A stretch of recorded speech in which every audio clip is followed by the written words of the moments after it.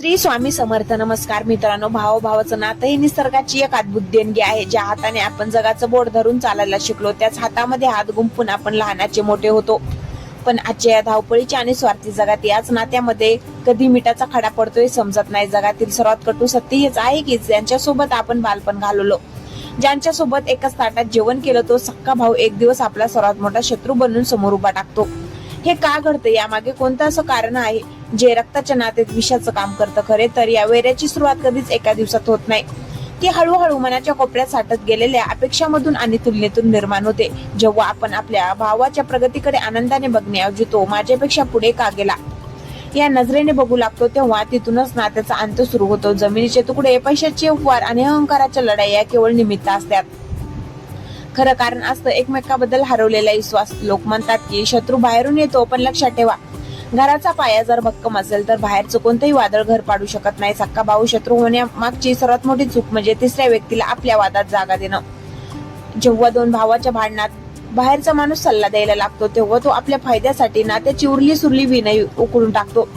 रावणाचा पराभव रामाने नाही तर त्याच्या स्वतःच्या घरातून बाहेर पडलेल्या माहितीने केला होता. हे विसरून चालणार नाही. तुमचा भाऊ तुमची ताकद असतो, पण जर तोच दुखावला गेला तर तो तुमची सर्वात मोठी कमजोरी सुद्धा बनू शकतो. समाजात मिरवताना आपण खूप मोठे होतो, पण जेव्हा संकट येतं तेव्हा धावून येणारा पहिला माणूस आपला भाऊच असतो. संपत्ती आज आहे आणि उद्या नाही, पण रक्ताचं नातं एकदा तुटलं की ते पुन्हा जोडणं अशक्य होतं. म्हणून जर तुमच्यात काही मतभेद असतील तर ते समोरासमोर बसून मिटवा. 4 पैसे कमी मिळाले तरी चालतील, पण भावाचं प्रेम गमवू नका.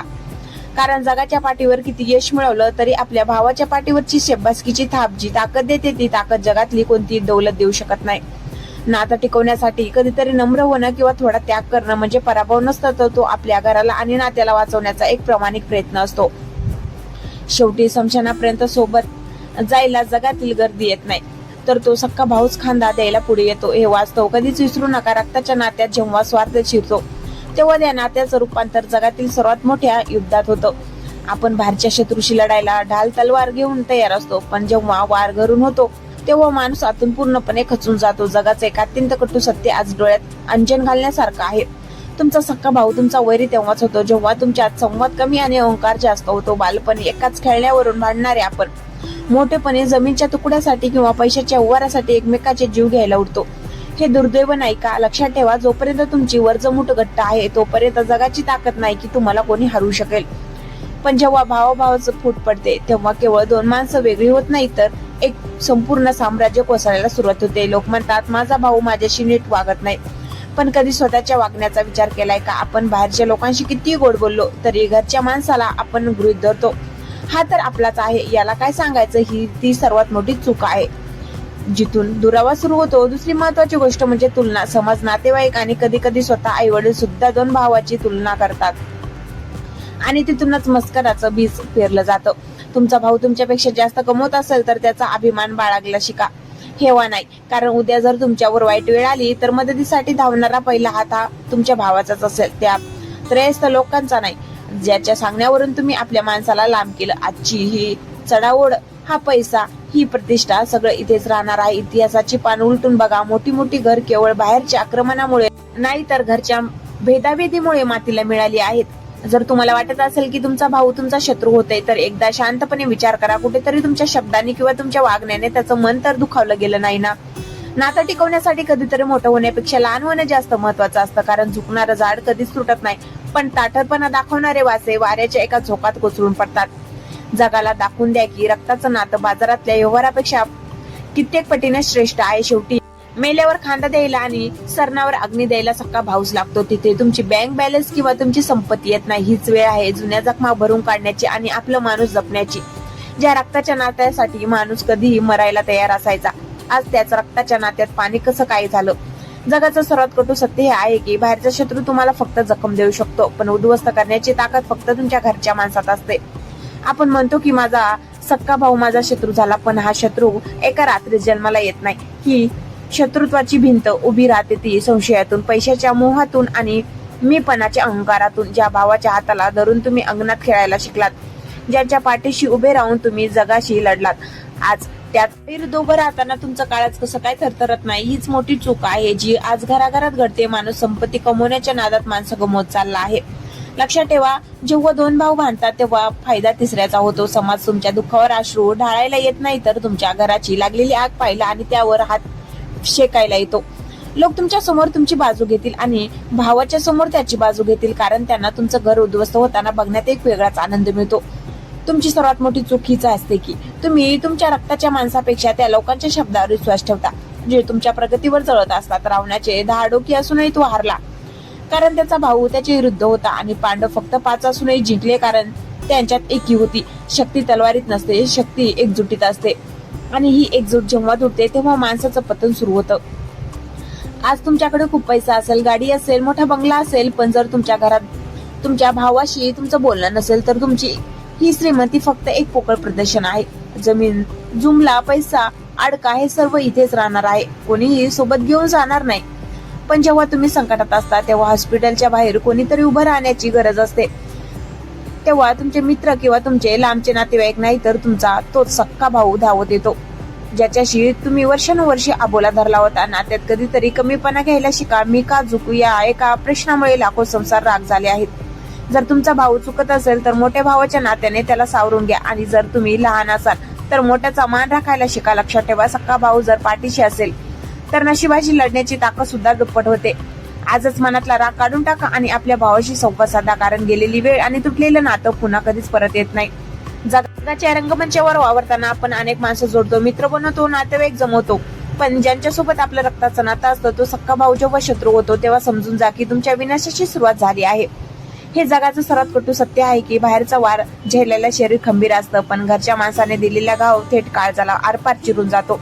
आपण खूप अभिमानाने सांगतो की आमचं कुटुंब खूप मोठं आहे, पण त्याच कुटुंबात जेव्हा दोन भाऊ एकमेकाकडे पाठ फिरून उभे राहतात तेव्हा त्या घराचे घर पण हारून जातं आणि उरतात फक्त विटा आणि सिमेंटच्या भिंती. ही शत्रुत्वाची ठिणगी कुठून पडते? ती पडते तुमच्या घरात शिरलेल्या तिसऱ्या व्यक्तीमुळे आणि तुमच्या मनात बसलेल्या स्वार्थामुळे. लक्षात ठेवा, भावाभावातलं भांडण हे कधीच वैयक्तिक नसतं, त्यात नेहमी बाहेरच्या लोकांची फूस असते. लोक तुमच्या समोर तुमच्या भावाबद्दल विष कालवतील, तुम्हाला चढून देतील, आणि तुम्ही मूर्खासारखे त्यांच्या शब्दावर विश्वास ठेवून आपल्याच रक्ताच्या माणसाला लात माराल.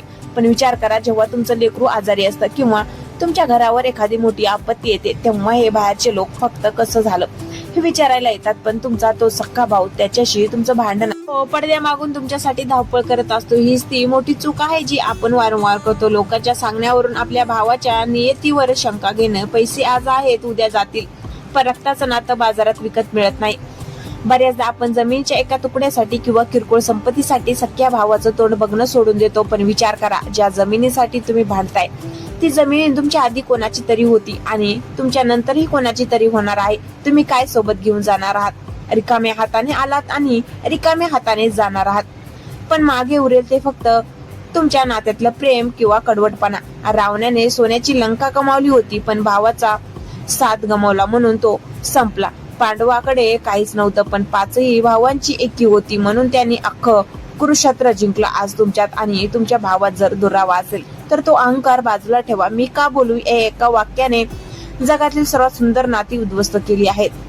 जगाला तुमचं घर फुटलेलं बघायला खूप आवडतं. तुम्ही जेव्हा आपल्या भावाविरुद्ध कोर्टाच्या पायऱ्या चढता तेव्हा वकिलाचं घर भरतं, समाजाला तमाशा मिळतो आणि तुमच्या आई वडिलांच्या आत्म्याला क्लेश होतात. सक्का भाऊ जर शत्रू झाला तर तुमच्या विजयाची चव सुद्धा कडू लागते. आजही वेळ गेलेली नाही. जर तुमचा भाऊ चुकत असेल तर त्याला मोठ्या मनाने माफ करा, आणि जर तुम्ही चुकत असाल तर झुकून माफी मागा. झुकल्याने कोणी लहान होत नाही. उलट ज्यांच्याकडे द्यायला प्रेम असतं तो झुकू शकतो. मेल्यावर खांदा द्यायला तेच लोक येतील ज्यांच्याशी तुम्ही आयुष्यभर भांडलात. पण जिवंतपणे 2 शब्द प्रेमाने बोलायला काय हरकत आहे? कटू सत्य वेळीच ओळखा, कारण माणसं गमावून मिळालेली श्रीमंती जगातील सर्वात मोठी गरिबी आहे. जगाच्या पाठीवर सगळ्यात सोपं काम काय असेल तर ते म्हणजे बाहेरच्या लोकांशी मैत्री करणं, आणि सगळ्यात कठीण काम काय असेल तर ते म्हणजे आपल्या सख्या भावाशी नातं टिकवणं. हे ऐकायला खूप विचित्र वाटतंय ना, पण हेच आजच्या काळाचं सर्वात भयंकर आणि कटू सत्य आहे. ज्या भावाच्या जन्माचा आनंद अख्ख्या घराला झाला होता, ज्याच्यासोबत तुम्ही पहिली सायकल चालवायला शिकलात, आज त्याच भावाचं नाव काढलं की तुमच्या कपाळावर आट्या का येतात? अशी कोणती चूक आहे जी रक्ताच्या नात्याला राखीमध्ये बदलू शकते? ती चूक म्हणजे सहनशक्तीचा अभाव आणि तुलनेचं विष. आपण जगाला माफ करायला तयार असतो, पण आपल्या भावाच्या एका चुकीला आपण जन्मभर धरून बसतो. लक्षात ठेवा, जेव्हा सक्का भाऊ शत्रू होतो तेव्हा त्याचा फायदा उचलण्यासाठी अख्खं जग टपून बसलेलं असतं. तुमच्या दोघांच्या भांडणात तिसऱ्या माणसाची चांदी होते. बाहेरचा माणूस तुमच्या जखमेवर मलम लावायला नाही तर ती जखम अजून कशी चिघळेल हे बघायला येतो. तो तुमच्या कानात सांगेल, बघ तुझा भाऊ तुझ्यापेक्षा किती पुढे गेला, त्यानं तुला फसविलं. आणि आपण त्या बाहेरच्या माणसाला इथे चिंतक समजून आपल्याच भावाशी तलवार उपसतो. हीच ती वेळ असते जेव्हा तुमचं घर कोसळायला सुरुवात होते. लक्षात ठेवा, विटाने घर उभं राहतं पण नात्याने ते जिवंत राहतं. एकदा का भावाभावातील भिंत मोठी झाली की ती पाडणं अशक्य होऊन जातं. आज तुम्ही ज्या पैशासाठी, ज्या जमिनीसाठी किंवा ज्या इगोसाठी आपल्या भावाचा द्वेष करताय, तो पैसा तुमच्या शेवटच्या प्रवासात कामाला येणार नाही. इतिहास साक्षी आहे, ज्या वेळी घर फुटले त्यावेळी परक्याने येऊन राज्य केले. तुमच्या घराची गुपी, तुमच्या कमजोरी फक्त तुमच्या भावाला माहिती असतात. आणि जेव्हा तो शत्रू होतो तेव्हा तो फक्त तुम्हाला हरवत नाही तर तुम्हाला मुळासकट उपटून टाकण्याची ताकद ठेवतो. म्हणून सक्का भाऊ शत्रू होईल अशी चूक कधीच करू नका. जर वाद असतील तर ते चार भिंतीच्या आड मिटवा. जगासमोर आपल्या भावाची बदनामी करणं म्हणजे स्वतःच्याच हाताने स्वतःच्या अब्रूची लचर वेशीवर टाकण्यासारखं आहे. लोक तुमच्या समोर तुमच्या भावाची निंदा करतील पण मागून तुमचीच थट्टा उडवतील. बघा, रक्ताचे असू नये असे कुत्र्या मांजरासारखे भांडतात असं म्हणायला जग मागे पुढे बघत नाही. कधीतरी शांतपणे एकांत बसून विचार करा, काय खरंच तो जमिनीचा तुकडा तुमच्या भावाच्या प्रेमापेक्षा मोठा आहे? काय तो अहंकार तुमच्या आई वडिलांच्या डोळ्यातील आसवापेक्षा मोठा आहे? नात्यात कधीतरी हरण्यात सुद्धा एक मोठा विजय असतो. जर तुम्ही थोडं झुकलात आणि तुमचं घर वाचलं तर तुम्ही हारलात असं समजू नका. उलट तुम्ही ते नातं जिंकलं आहे. ज्या दिवशी तुम्हाला हे पटेल की भाऊ ही फक्त एक पदवी नसून ती एक शक्ती आहे, त्या दिवशी जगातला कोणतेही शत्रू तुमच्याकडे वाकड्या नजरेने बघू शकणार नाही. कारण ज्यांच्या पाठीशी त्यांचा सक्का भाऊ उभा असतो त्याचं नशीब सुद्धा त्याचा काहीच बिघडू शकत नाही. वेळ निघून जाण्यापूर्वी सावरून घ्या, कारण गेलेला पैसा परत मिळवता येईल पण तुटलेलं मन आणि हरवलेला भाऊ पुन्हा कधीच मिळणार नाही. शेवटी मित्रांनो, एक गोष्ट नेहमी लक्षात ठेवा, हा जो संपत्तीचा, पैशाचा आणि अहंकाराचा खेळ आपण खेळतोय ना, तो फक्त या आयुष्याच्या उंबरट्यापर्यंतच आहे. ज्या जमिनीच्या तुकड्यासाठी आपण आपल्या सख्या भावाशी वैर धरतो ती जमीन तिथेच राहणार आहे, पण ज्या नात्याला आपण लात मारली ते नातं पुन्हा कधीच जोडलं जाणार नाही. जगातील सर्वात मोठं दुर्दैव काय माहितीये? जेव्हा एखादा माणूस जगातून जातो तेव्हा त्याला खांदा देण्यासाठी तीच माणसं लागतात ज्यांच्याशी तो आयुष्यभर भांडत राहिला. तुमच्या आयुष्यात किती मोठे वाद असो, किती मोठा गैरसमज असो, आजच तो संपून टाका. कारण सॉरी म्हटल्याने किंवा माफ केल्याने तुम्ही लहान होत नाही. उलट तुम्ही हे सिद्ध करता की तुमच्यासाठी नातं ते तुमच्या अहंकारापेक्षा कित्येक पटीने मोठं आहे. बाहेरचे लोक येतील, कान भरतील आणि मजा बघून निघून जातील, पण रक्ताचं नातं शेवटपर्यंत सोबत राहील. तुमचा भाऊ तुमची ढाल आहे, त्याला शत्रू बनवण्याची चूक कधीच करू नका. जरी ढाल तुटली तर जगाच्या वारण्यापासून तुम्हाला कोणी वाचू शकणार नाही. आज या क्षणी जर तुमच्या भावाशी तुमचं बोलणं नसेल तर मनातला तो रागाचा पडदा बाजूला सारा आणि त्याला फक्त एक फोन करा किंवा एक मेसेज करा. कदाचित तो सुद्धा तुमचीच वाट बघत असेल. कारण लक्षात ठेवा, सक्का भाऊ सोबत असेल तर नशिबाचं युद्ध जिंकणं सोपं आहे, पण जर तो शत्रू झाला तर विजयाचा आनंद सुद्धा पराभवासारखाच वाटतो. नातं जपा, माणूस जपा, कारण माणसं पुन्हा मिळत नाहीत. जर तुम्हाला हा विचार पटला असेल तर हा व्हिडिओ आपल्या त्या भावाला नक्की शेअर, ज्याच्यावर तुमचं जीवापाड प्रेम आहे. जर व्हिडिओ आवडला असेल तर लाईक, शेअर करा आणि सबस्क्राईब करायला विसरू नका. धन्यवाद.